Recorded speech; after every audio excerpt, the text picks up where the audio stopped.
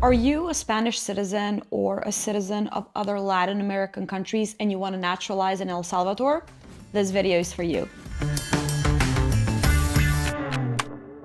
Hi, my name is Sadife Mehmet. I lead the strategy team here at Nomad Capitalist, where we help high net worth individuals go where they're treated best and diversify their options. Today, I'm going to talk about citizenship by naturalization, which is a very easy way in most cases to actually get a passport of another country without spending too much money and investing in the country or donating in the country. So citizenship by naturalization is a way where you get citizenship in a country that you were not born in. Usually this is by means of spending time there and showing proof that you have ties to the country at the time that you are applying for the citizenship. Now, El Salvador actually has a citizenship by naturalization process, which is particularly convenient for Spanish citizens and citizens of other Latin American countries.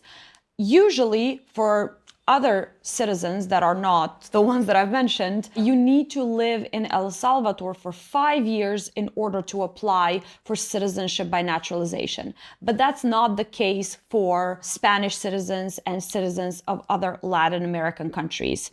If you are a citizen of any of these countries, you can actually apply for citizenship by naturalization in El Salvador after only spending 1 year of living there under a residency permit. I previously made a video about different ways that you can immigrate to El Salvador, including residency permits, citizenship by investment, and briefly, I covered citizenship by naturalization there as well, but of course, this is a more in-depth video. So if you want to learn more about how to get that residency permit, you can go and check out that video as well on this channel. So what countries specifically will give you the option to apply for citizenship by naturalization after only 1 year? So let me go through all of them. You have Spain, Argentina, Bolivia, Chile, Colombia, Costa Rica, Cuba, Ecuador, Guatemala, Honduras, Mexico, Nicaragua, Panama, Paraguay, Peru, Puerto Rico, Dominican Republic, Uruguay, and Venezuela. So if you're from any of these countries, the 1 year time frame will be applicable to you. So how the process looks like is, of course, as with every other process, we firstly start with document collection.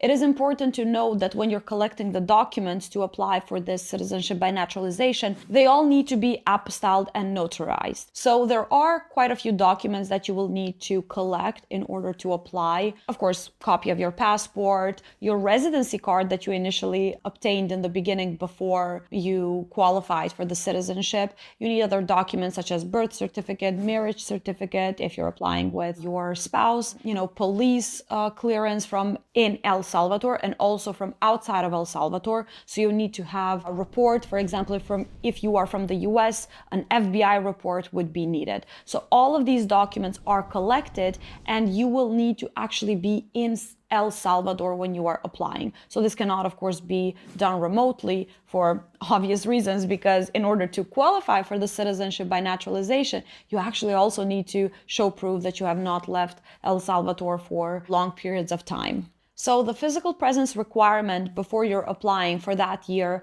is significant. So you cannot be outside of El Salvador for more than 3 consecutive months or 4 non-consecutive months before you're applying.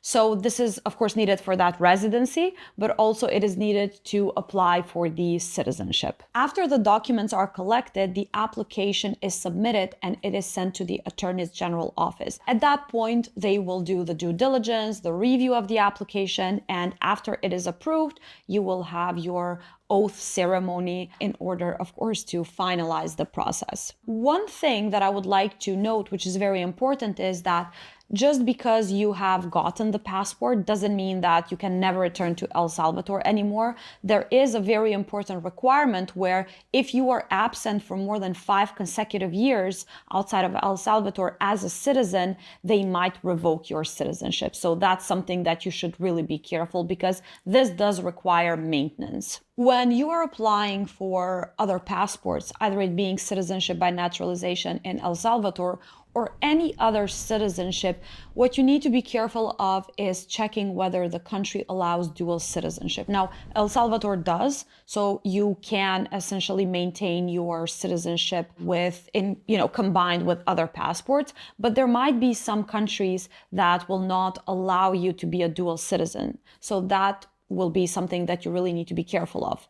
For example, let's say Spain. Spain in general does not allow dual citizenship under just certain circumstances, which with El Salvador it usually works, but it is something to keep in mind. Again, maybe not specifically for El Salvador in this case, but just in general, because a lot of countries do not allow this dual citizenship. Usually citizenship by naturalization process is very complex, which is why we have an entire process dedicated to creating a plan that will be geared towards your individual needs and your goals. So if you want to learn more about how we can work together, you can go to our website at nomadcapitalist.com/apply to apply and become our client. If you enjoyed this video, please do not forget to subscribe, like, and leave a comment for maybe other topics that you would want to see in the future. This is Sadife, and I look forward to seeing you on the next video.